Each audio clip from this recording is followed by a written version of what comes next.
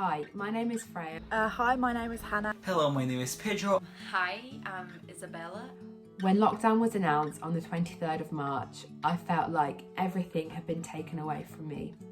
It has been difficult, I would say, to see how everything is going and how people are taking all of this. When it was first decided the country would go on lockdown, I was very frustrated. I didn't understand why they were doing it. I didn't understand it was necessary.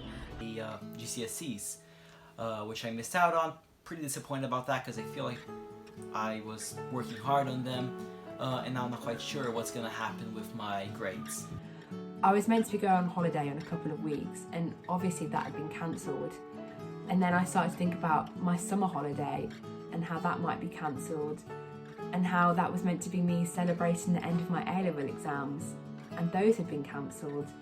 And at the time there was still so much uncertainty about how those grades were being given. I started talking more with my friends, texting, and they're telling me about their situation, how they are, and it's been complicated, I would say, seeing everything and being worried about it, and the changes in school, and we're not going to school and not getting out of the house. It's been different and difficult. However, as time has gone on, I think I've definitely gotten used to it, and it's definitely given me the opportunity to find other ways to entertain myself and other things I enjoy doing that aren't restricted at the moment. All this uncertainty was created, but I did understand why lockdown needed to happen, as we needed to protect lives and save the NHS. At the start of lockdown, there was this newfound freedom that days just never seemed to end, and I was very lazy and didn't really have a proper routine. Obviously, it's been very disruptive to my daily routines because there are none anymore. I can't go to school, so I end up doing schoolwork at home, which is much less organized than I would in school normally. My daily routines obviously change a lot because I'm not going to school, I'm not going to my swimming lessons, I'm not going out shopping with my mom because it's easier if only she goes, because then there's less people outside, less interaction. It's been my routine has been more difficult because my sleeping is all over the place, and keeping up the work and just interacting less, I would say. I think I found it harder because my sister was still doing online schooling and my parents are both working, and I kind of felt alone. But here at home, actually, my dad, my sister and my brother-in-law all work for the NHS, so a lot of the time they're not really here, and when they are here they're sleeping for their next shift or they're exhausted.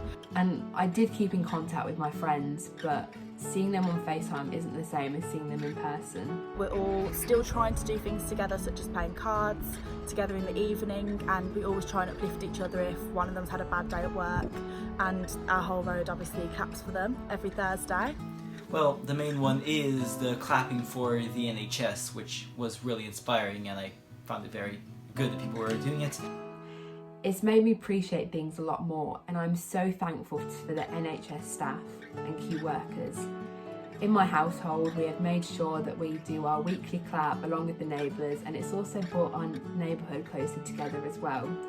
We have also written notes on our door to say thank you to the postman and delivery staff, and also on our bins to thank the bin men. I saw some of my neighbors and my mom ask our older neighbors and people who are really self-isolated and not going outside in any ways if they could do shopping for them and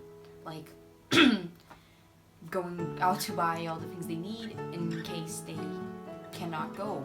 Throughout the lockdown, I think it's lovely how we've all come together as a community, and I've definitely seen many acts of kindness, and I'll try and do my bit. I live next to an elderly couple that can't do their weekly shop, obviously because it's too risky for them to go to Sainsbury's, so I tend to do the weekly shop for them with my mum. Lockdown has made me think and reflect about how much I took for granted before, such as going to the supermarket with your family, meeting friends in person and my grandparents, and even going to school. And I do admit, I do miss school a little bit. Well, my faith it continues as it was before, but the thing that has affected more is how I experience Mass, because my mom actually subscribes to a church in Brazil, which I can watch Mass of, but in Portuguese, which then helps me connect more to where I come from, and it's actually helps a little bit. My faith is still the same. Still believing nothing has changed much. Me and my family are watching the online mass, like in Portuguese, but we're still watching it like every Sunday, and it's just videos of it, and it's been pretty much the same. We're keeping up with it, and we're not letting it down. Throughout the lockdown, I would say it's had a positive impact on my faith, because many distractions that I would experience in daily life had this lockdown not happened have been taken away. So it's really given me the opportunity to think about my faith, to pray more, focus on God, and it's really, I think, strengthened my relationship with Him and strengthened my faith a lot.